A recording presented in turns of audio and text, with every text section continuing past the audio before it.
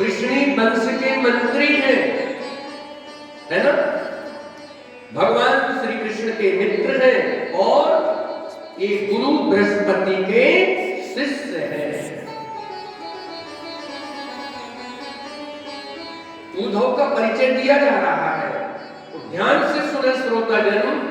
उद्धव के परिचय में उनके माता पिता को स्मरण नहीं किया गया है, उनके गुरु को स्मरण किया। कब वो किसके शिष्य हैं और किसके मित्र हैं? आध्यात्मिक जगत में व्यक्ति की पहचान परिवार से नहीं होती, आध्यात्मिक जगत में व्यक्ति की पहचान आचार्य से होती है, सदगुरु से होती है। ये आध्यात्मिक जगत अलग होता है, जहां पहचान गुरुजनों से होती है, महापुरुषों से होती है।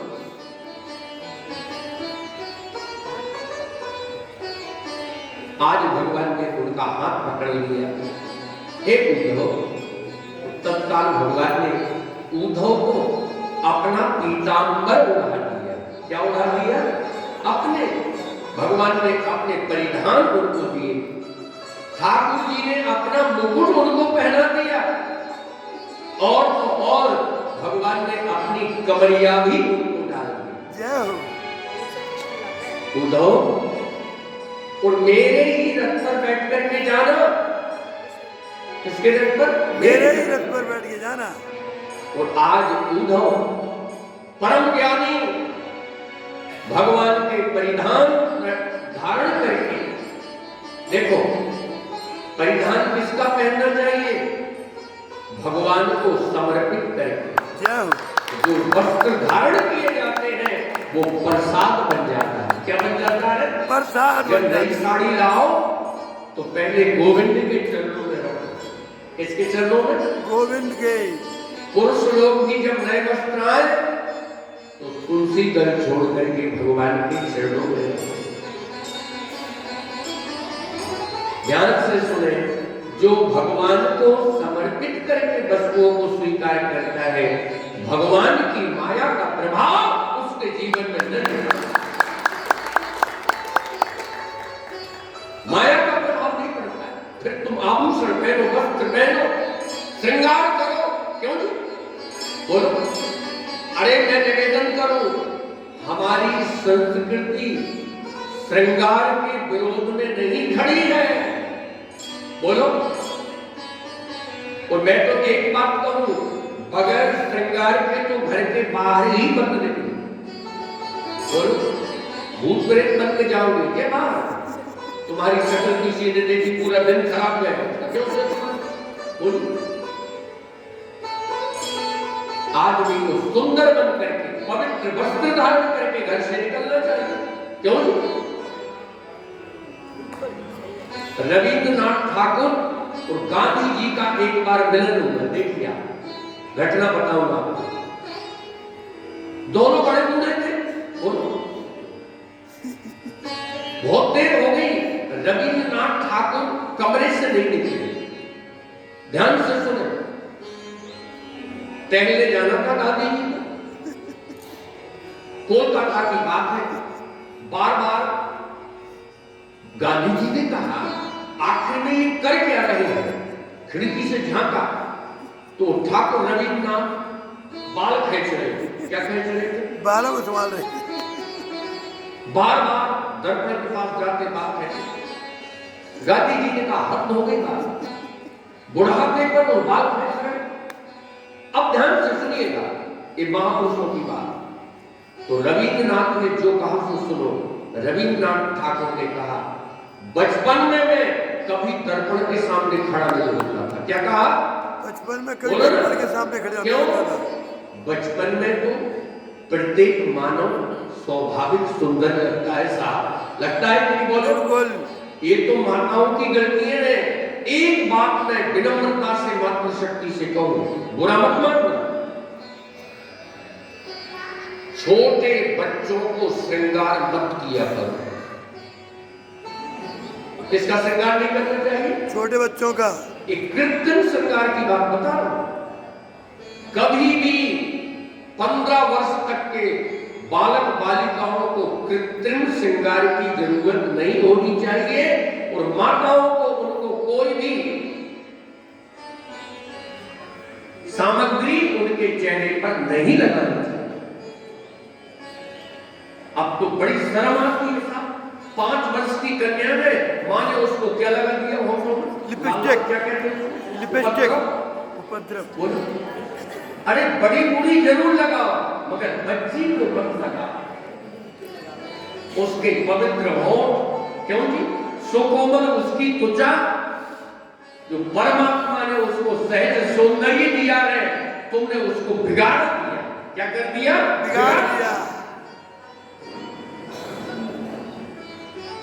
बच्चों के लिए तो ये जहर है। तो रविंद्रनाथ ने क्या कहा? बचपन में मैं दर्पण के सामने कम खड़ा होता था, मगर अब बुढ़ापा आ गया है। अब क्यों खड़े होते हो? इसलिए खड़ा होता हूं तो बाहर निकलूंगा तो किसी की आंखों में ऐसा न लगे कि ये बुढ़े खूसट का कहां से चेहरा देख लिया, पूरा दिन खराब जाएगा, इसलिए सज करके बाहर निकलूंगा। बोलो, क्यों मत रहे? सही बात है। हमारे यहां सौंदर्य का विरोध नहीं है साहब। खूब सजो। किसके लिए? मैंने मेहंदी लगाई रे कृष्ण नाम की, मैंने लगाई रे कृष्ण नाम की, ओ मैंने बिटिया सजाई रे कृष्ण नाम की, ओ मैंने बिटिया सजाई रे कृष्ण नाम की, ओ मैंने मेहंदी लगाई रे कृष्ण नाम की, मैंने मेहंदी लगाई रे कृष्ण नाम की। बोलिए भक्तवत्सल भगवान। आज उद्धव का भगवान ने श्रृंगार कर दिया, अपने वस्त्र दिए, अपना मुकुट दिया और अपनी कमरिया दी, है ना? अब उद्धव चल पड़े, बड़े प्रसन्न है। अरे वो ग्वाले, वो गोपियां, वो बेपढ़े लिखे लोग, वो कहते हैं आज उन्होंने क्या देखा? हजारों गौओं से धूल उठ रही है, उनके घरों से पूरा आकाश धूल से छा गया, जैसे बादल छाए। और उस धूल में उद्धव का रथ भी ढक गया। क्या ढक गया? रथ भी ढक गया। और भगवान की सखाओं का नियम था, रोज आते रास्ते पर बैठ जाते दोनों तरफ।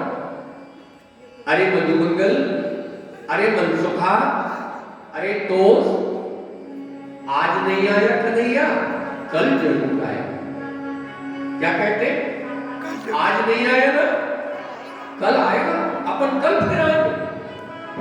कहते हैं सुबह घर से निकलते सांझ हो जाती। वो पहले कहां जाते? सखा कहां जाते?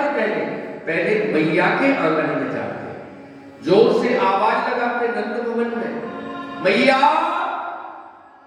हाँ लाला आ गए हो? नहीं नहीं मां, आज नहीं आया, किसी कारण से रुक गया है, कल आएगा। क्या कहते? कल आएगा। अच्छा, अच्छो, कल आएगा। ये रोज का नियम था। ये 14 वर्ष हो गए हैं भगवान के सखाओं को बाट जोड़ते कल आएगा।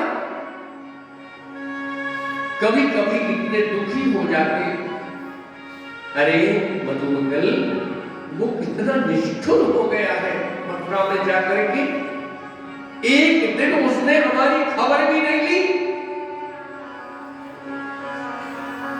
पहले तो इतना प्रेम दिया, हम लोगों को कितनी बड़ी बड़ी विपत्तियों से उसने सुरक्षा दी, आज ब्रज की दशा क्या है? इससे अच्छा तो हम वो दावानल की आग में जल जाते। तो ये आज का दिन हमको नहीं देखना पड़ता। जैसे ही उद्धव के रथ की आवाज आई है, घोड़ों की टापों की आवाज आई है, सखा खड़े हो गए, रथ आया, रथ आया, दोनों तरफ रथ पर चढ़ गए हैं। कृष्ण की वेशभूषा, कृष्ण का मुकुट है, कृष्ण का पीतांबर है, वो कृष्ण की ही कमरिया है। उद्धव को हाथ पकड़ के उतार लिया है रथ से। अरे भैया, ये कन्हैया नहीं है हमारा, ये कन्हैया नहीं, ये तो कोई और है, ये कन्हैया नहीं। उद्धव ने पूछा है, आप सब अपना परिचय दो, हम कन्हैया के सखा हैं, आप अपना परिचय दो। उद्धव ने अपना परिचय दिया है। कृष्णे नाम प्रभो मंत्री, अरे मैं आपके सखा का सखा हूं, मैं कन्हैया का मैं भी मित्र हूं। कैसे आए? हमको नंद भवन ले चलो, रास्ता दिखा दो एक बार। सखाओं ने कहा, अब क्या रास्ता पूछना है नंद भवन का? क्या रास्ता पूछना है? यही तो रास्ता है।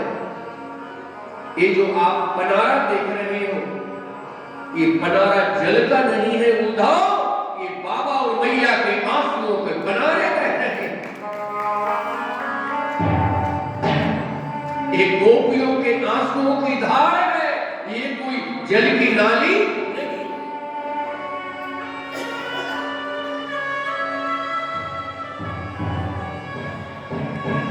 उद्धव गए, बाबा ने दरवाजे पर आकर के स्वागत किया है। बाबा जानते हैं कन्हैया नहीं है, मगर देखिए, नहीं कन्हैया नहीं आया, उसका मित्र तो आया। बोलो, कन्हैया नहीं आया, कोई बुराई नहीं, मित्र तो भेजा उसने। बाबा हाथ पकड़ करके ले गए हैं बैठक रूम में, सुंदर कक्ष में।